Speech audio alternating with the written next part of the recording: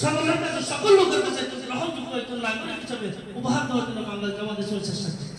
তবে কখনো সাহাবার মান মর্যাদা কখনো সম্ভব নয়, তাবেঈদের মান মর্যাদা কখনো সম্ভব নয়, তবে তাবেঈদের মান মর্যাদা কখনো সম্ভব নয়। তারা ইমাম আবু হানিফার সেই যুগের লোক যদি থাকতেন তাহলে ইমাম আবু হানিফা এই যুগে আসতেন। ইমাম আবু হানিফার মতো যুগ আমরা নবেলা, আমরা 1400 বছর পরে এসেছি, 1400 বছর আগে থাকতেন। ইমাম বুখারীর মতো যুগ আমরা নবেলা, আমরা 1400 বছর পরে এসেছি, 1400 বছর আগে থাকতেন। এবং আল্লাহ রাসূলের সাহাবা যুগ আমাদের নাই বলে আমরা এতদিন পরে এসেছি। আল্লাহ নবী আমাদের 1000 বছর আগে তিনি আল্লাহর কাছে চলে গিয়েছেন। এটা বুঝতে হবে, সব কিছু এক মাধ্যমে করে ফেলা যাবে না। আমরা দোষের ঊর্ধ্বে নই, ভুলের ঊর্ধ্বে নই, আমরা বাংলাদেশের সাথে দোষের ঊর্ধ্বে নয়, ভুলেরও কি নয়, ঊর্ধ্বে নয়। আমাদের মধ্যে কোন প্রান্তে আছে, দুষ্ট ত্রুটি আছে, তবে অন্য অনেকের চেয়ে আমরা ভালো হয়ে চলার জন্য কি করি, চেষ্টা করি। আপনাদের যদি সহযোগিতা পাই, আপনারা যদি আমাদের সাথে থাকেন, আপনারা যদি আমাদের এই কাজে যদি অংশগ্রহণ হন, ইনশাআল্লাহ আপনাদেরকে আমরা ওয়াদা দিতে পারি এই বাংলাদেশকে একটি সোনার বাংলাদেশ, এই বাংলাদেশকে একটি মানুষ বসবাসের একটি উপযুক্ত দেশ হিসেবে গঠন করার সেই প্রক্রিয়া আমরা ইনশাআল্লাহ আপনাদের মাধ্যমে আপনাদের দিয়ে শেষ করতে পারবো বলে আমাদের বিশ্বাস। আর আমরা পারবো কিনা এটাও নজর আমরা দিয়েছি। 2001 থেকে 2006 সাল পর্যন্ত আমাদের দুইজন নেতা যাদেরকে ফাঁসির দড়িতে লটকানো হয়েছে, তাদেরকে মৃত্যু অপবাদ দিয়ে তাদেরকে জুডিশিয়াল বিচারিক হত্যাকাণ্ড করা হয়েছে, ফাঁসি দেওয়া হয়েছে। সেই দুই মন্ত্রী আমাদের শহীদ মাওলানা মতিউর রহমান নিজামী এবং শহীদ আলী হাসান মোহাম্মদ মুজাহিদ, আল্লাহ তাআলা তাদের দুইজনকে বদরি শহীদদের কাতারে শামিল করেন না, আমিন। এরা দেখিয়ে দিয়েছেন একটা নির্মূল মন্ত্রণালয় কিভাবে চালাতে হয়, এরা দেখিয়ে দিয়েছেন দুর্নীতিমুক্ত মন্ত্রণালয় কিভাবে চালানো যায়। আমি লোহাগাড়া উপজেলার সম্মানিত অ্যাসিস্ট্যান্ট সেক্রেটারি এবং বাইকরমান সম্পাদক এবং অত্র প্রতিষ্ঠান আইনুল উলুম দারুস সুন্নাহ কামিল মাদ্রাসার সম্মানিত অধ্যক্ষ জনাব মাওলানা আনাম নোমান সাহেব,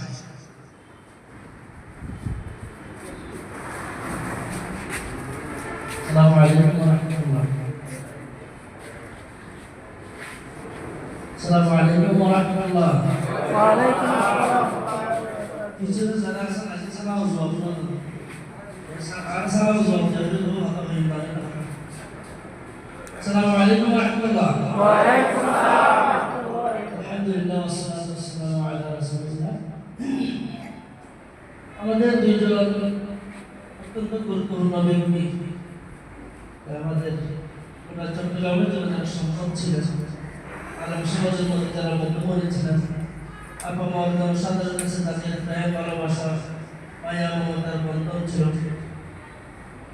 তাদের মরহুম হযরত মাওলানা আবুল কালাম সাহেব এবং হযরত মাওলানা ইউসুফ সাহেব, তাদের দুইজনের সাথে সহযোগিতা, তাদের সর্ব দোয়া ভরকায় আজকের অনুষ্ঠানে সম্মানিত সভাপতি, সম্মানিত সংস্কারক এবং অতিথি হিসেবে উপস্থিত পদুয়ার আহ্বান জনসাধারণের প্রাণের নেতা পদুয়া জামাত ইসলামের সম্মানিত আমির, লোহাগড়া উপজেলা জামাত ইসলামের সম্মানিত সভাপতি এবং সদস্য, বিশিষ্ট শিক্ষাবিদ, সমাজসেবক জনাব অধ্যক্ষ মাওলানা হামিদুল হক সাহেব সহ অন্যান্য সকল নেতৃবৃন্দ এবং আমার সামনে উপস্থিত সম্মানিত বন্ধুগণ,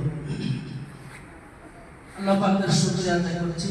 আল্লাহ তাআলা দুজন মহান ব্যক্তির এই স্মরণে আজকের এই অনুষ্ঠান আয়োজন করার এবং আমাদের সবাইকে উপস্থিত থাকার জন্য আল্লাহ তাআলা তৌফিক করে দিয়েছেন, আলহামদুলিল্লাহ।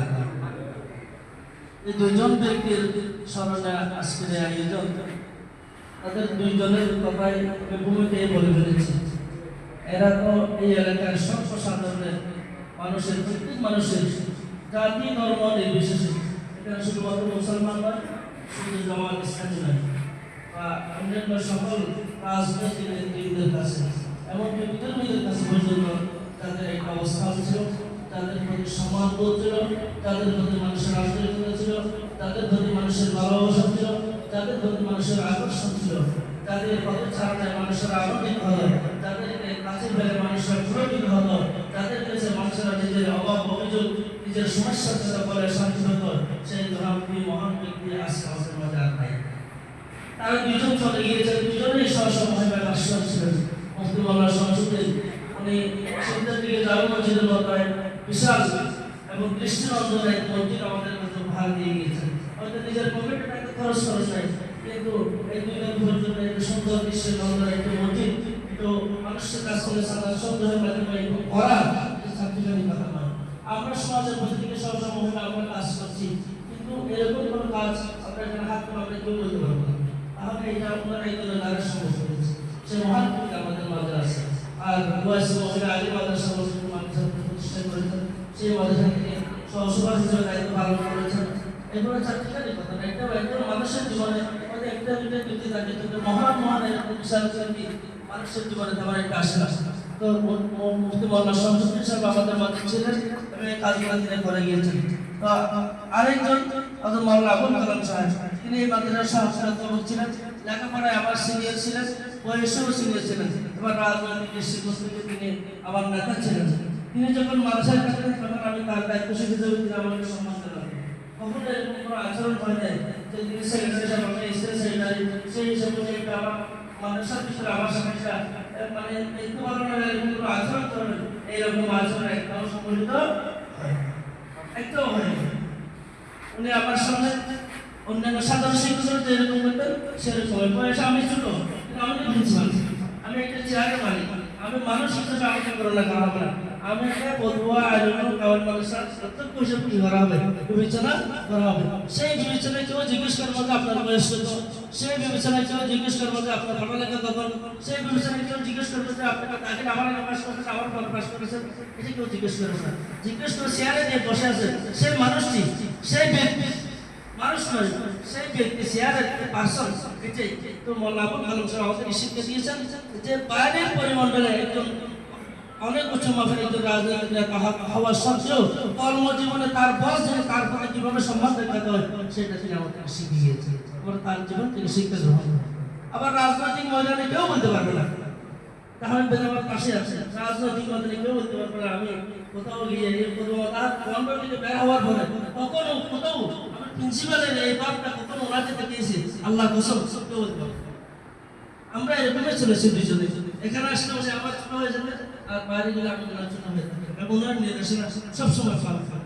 বিশেষ করে বেশিরভাগ বিরোধী আন্দোলনে তখন আমি মূল ভূমিকা বেশিরভাগ বিরোধী আন্দোলনের মূল ভূমিকা রহাগড়ায় আমরা বন্ধ করে দিয়েছেন দুজন মানুষ। আমি চলতের সভাপতি ছিলাম, উনি পদুয়ার আমের ছিলেন, তখন মালিক হয়নি, আমি চলতের সভাপতি ছিলাম তখন, আর উনি পদুয়ার আমের ছিলেন। আমরা পরস্পর কথা বলতাম, সিদ্ধান্ত গ্রহণ করতাম, আমরা দুজনের সিদ্ধান্ত রহাগড়া চলতে। এখানে আমির ছিল, সবাই ছিল, কিন্তু ফেসবুক থেকে আমাদের বিরোধী সকল আন্দোলনে আমরা দুজনে ছিলাম মূল। সেই থেকে ওনার সাথে আমার একটা সম্পর্ক, রাজনৈতিকভাবে সম্পর্ক এবং কাছে আসার সম্পর্ক। এরপরে আল্লাহ তাআলা মাদ্রাসাতে আমাকে কবুল করেন। গত 5 বছর ধরে আপনাদের মাঝে আমি আছি শিক্ষক হিসেবে, চেষ্টা করছি এই এলাকায় একটা শিক্ষার আলো ছড়িয়ে দেওয়ার জন্য, চেষ্টা করছি এই মাদ্রাসার একটা ভূমিকা যাতে এলাকার সর্বসাধারণ মাঝে একটা প্রাকে এরকম একটা চেষ্টা করা যাচ্ছে, চেষ্টা করছি সব মানুষকে নিয়ে কাজ করার জন্য। এটা আমার ব্যক্তি হিসেবে আমি দুর্বল, হয়তো প্রিন্সিপাল হিসেবে আমি যোগ্যতা একটু কম, এটা হতেই পারে, এটা মানুষের মধ্যে সব যোগ্যতা থাকে না, কিন্তু আমার চেষ্টার কোনো অভাব নেই, আমার চেষ্টার কোনো ত্রুটি নেই, আমার বিশ্বাসের কোনো ঘাটতি নেই, আমার আকাঙ্ক্ষার কোনো কমতি নেই, আমার সামনে চলার টার্গেটের আমার কোনো হীনমন্যতা নেই, সবকিছু আমার উচ্চ মর্যাদা, আমরা সবকিছু চিন্তা করতেছি আল্লাহ আমাকে যতদূর নিয়ে দাঁড় করাই, কিন্তু আমার চেষ্টার জন্য কমতি নেই। মাদ্রাসার কোনো ব্যাপারে বলতে পারবো না, আমি আল্লাহকে সাক্ষী করে বলছি, বলতে পারবো না যে এই কাজে প্রিন্সিপাল সাহেব গাফিলতি করেছেন, বলতে পারবো না, বললেই তো বললাম আমি চেষ্টা করছি। এখানে আমাদের যে সাবেক কমিটির গভর্নমেন্ট সদস্য দেখেছেন 3 বছর আমাকে দেখেছেন, কাছে থেকে দেখেছেন, আমার চেষ্টাটা কিরকম। আমি দুর্বল বলছি, আমার যোগ্যতা তেমন নাই, আমার কম যোগ্য, লেখাপড়াও কম, সাহসও কম, বলতে পারবেন, কিন্তু আমার চেষ্টা বেলায় কোনো ধরনের কোনো কমতি ছিল না। ইনশাআল্লাহ আপনাকে আশ্বস্ত করতেছে, যেহেতু এখানে এসেছেন পদুয়ার লোকজন বেশি থাকবেন, বাইরে থেকে এসেছেন, আশ্বস্ত করতে চাই যে মাদ্রাসার সামনে এগিয়ে নিয়ে যাওয়ার জন্য আমার চেষ্টা ইনশাআল্লাহ অব্যাহত থাকবে। আমার আমি যতদিন এখানে থাকি, চাকরি যতদিন থাকে, এটা আমার ডিজিট যতদিন থাকে, এই চেষ্টা থাকবে আপনাদের সহযোগিতা লাগবে। এরপরে যে বিষয়টা আজকে বলতে চাই সেটা হচ্ছে যে দুই মহান ব্যক্তির আজ সঙ্গে আমরা আয়োজন, সেই দুই মহান ব্যক্তি আমাদের কাছে যে কীর্তিগুলো রেখে গিয়েছেন এগুলো অনুসরণ করাটা হচ্ছে আমাদের দায়িত্ব। একজন মানুষ সাধারণভাবে দিনের খেদমত করেছেন, ওনার একটা ভূমিকা ছিল মুফতি শমসুদ্দিন সাহেব, সর্বসাধারণের কাছে তার গ্রহণযোগ্যতা ছিল। আবার আরেকজন মানুষ রাজনৈতিক দিক থেকে দিনের খেদমত করেছেন, ওনাদের শেখানোগুলো আমরা সঙ্গে করলে হবে না, আমাদেরকে চেষ্টা করতে হবে ওনারা যে পথে চলেছেন আমরাও যেন সেই পথে চলি। বিশেষ করে আমরা সবাই দিন আন্দোলনের সহযোগী, আমরা একটা রাজনৈতিক একটা প্ল্যাটফর্মের ভিতরে আছে। বাংলাদেশ জামাত ইসলামী শুধুমাত্র অন্যান্য কোনো রাজনৈতিক দল নয়, কোনো রাজনৈতিক দল নয়। এটাকে চিন্তা হবে ভালো করে। এটা কার্যকর সমস্যা, এটা একটা মানুষ গড়ার একটি প্রতিষ্ঠান, এটা মানুষের আসল পরিবর্তন করতে পারে একটা মেশিন বাংলাদেশ জামাত ইসলামী।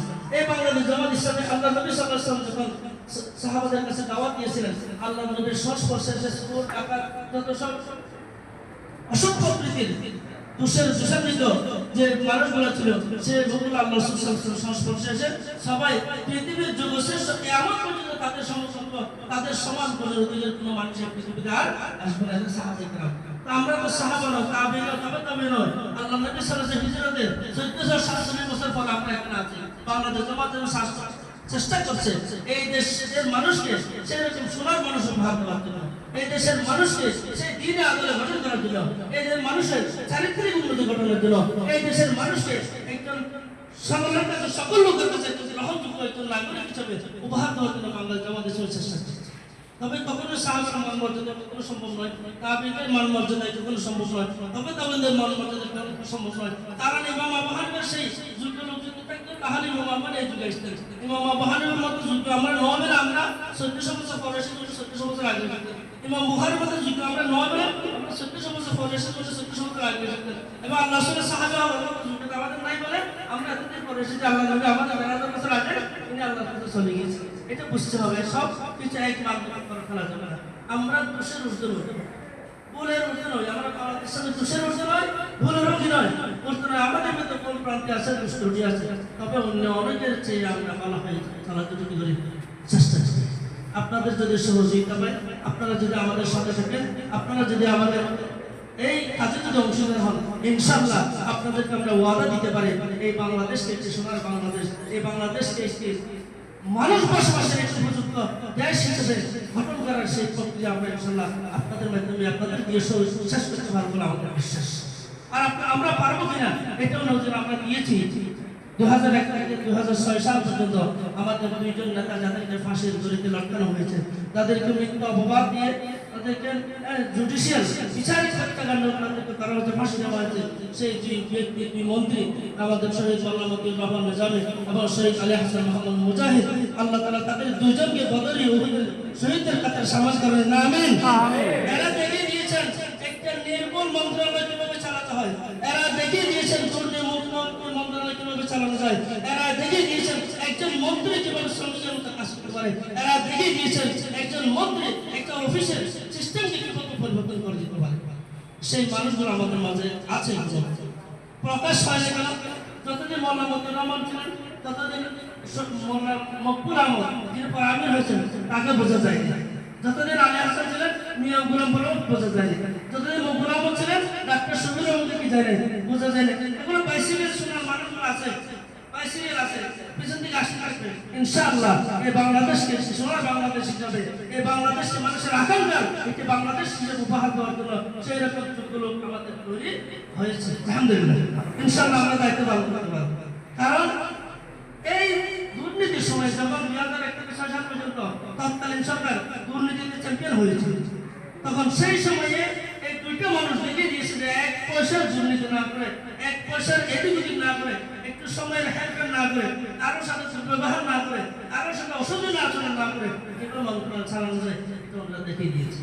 মাওলানা মতিউর রহমান নিজামী, শহীদ মাওলানা মতিউর রহমান নিজামী যখন কৃষি মন্ত্রণালয় থেকে শিল্প মন্ত্রণালয় যখন ট্রান্সফার হচ্ছেন, তাকে বিদেশ সম্পর্ক করা হয়েছে। কৃষি মন্ত্রণালয় তৎকালীন সচিব কেন বলেছিলেন যে আমি আর যখন আমার সারা দেশের মানুষ পেয়েছি, জীবন হয়তো এরকম মানুষ আমি খাবো না। কারণ আমরা সবসময় মন্ত্রীদেরকে দেখেছি দিনে একবার 2-3 বার আসি ঘুরে যায়, কিন্তু স্যারের যত ব্যস্ততা থাকতে থাকুক তিনি এর আগে যত সকাল 9টা থেকে 9:30টার মধ্যে কিন্তু বসে আমাদের মাওলানা মতিউর রহমান সচিবরা আসে না, উপসচিবরা আসে না, যুগ্ম সচিব আসে না, কর্মচারীরা আসে না, কিন্তু তিনি আসে কি এরকম দায়িত্ববান ব্যক্তিরা আমাদের মাঝে কেন আছে। আমার এক বন্ধু মহাকারী উনি ইমাম প্রশিক্ষণে গিয়েছিলেন, আমাদের যেটা বাংলাদেশ জামাত ইসলামের হেড অফিস এই পাশে একটা তাকে একটা প্রশিক্ষণে তিনি অংশগ্রহণ করেছিলেন। তিনি বলছেন যে আমি 2 মাসের ভিতরে প্রতিদিন আমি চেষ্টা করেছি ফজর জামাত ওই অফিসের মসজিদে আদায় করার জন্য, মক্কার অফিসে। আমি যতবার মসজিদে গিয়েছি সকালবেলা দেখেছি সর্বপ্রথম মুয়াজ্জিন সাহেবের আযানের পরে যেই লোক মসজিদে উপস্থিত হয় তিনি হচ্ছেন শহীদ মাওলানা মতিউর রহমান নিজামী। এত ব্যস্ততার মাঝে একটা মন্দিরের মানুষ মানে কত রাত্রে ঘুমাইছে আল্লাহ জানে। আবার তোমার উপরও আমরা শুধু তারা দায়িত্ব পালন করে আমরা পর্যন্ত এক নাগাদ ঘুমাতে পারি না।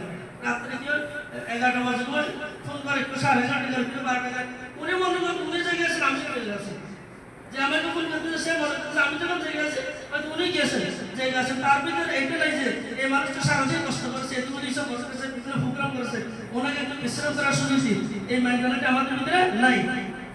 আমাদেরকে যদি লোকেরা এরকম বিরক্ত করে তাহলে ওনাদেরকে এরকম বিরক্ত করে।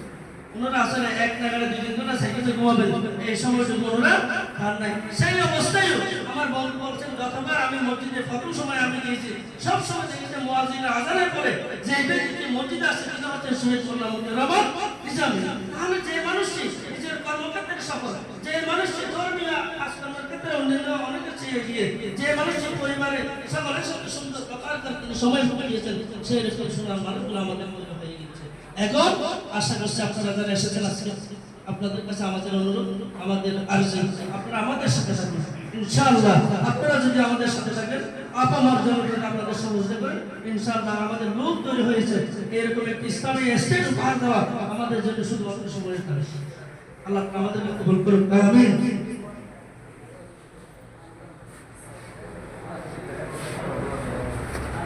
সবাইকে আন্তরিকভাবে ধন্যবাদ ও অভিনন্দন জানাচ্ছি যারা আজকে এই আয়োজন করেছেন। আমি তাদেরকে আবার নিজের মন থেকে দোয়া করছি এবং তাদেরকে অভিনন্দন জানাচ্ছি, কারণ আপনারা দুই মহান ব্যক্তিকে স্মরণ করেছেন। এগুলোকে স্মরণ করা দরকার। আল্লাহ তাআলা আমাদেরকে তারা যে সুন্দর কাজগুলো করেছেন, যে মহান কাজগুলো করেছেন, এগুলো যেন আমরা অনুসরণ করে তাদের সাথে থাকতে পারি, এইভাবে আল্লাহ তাআলা আমাদের সবাইকে কবুল করুন, আমিন। আসসালামু আলাইকুম ওয়া রাহমাতুল্লাহি ওয়া বারাকাতুহু।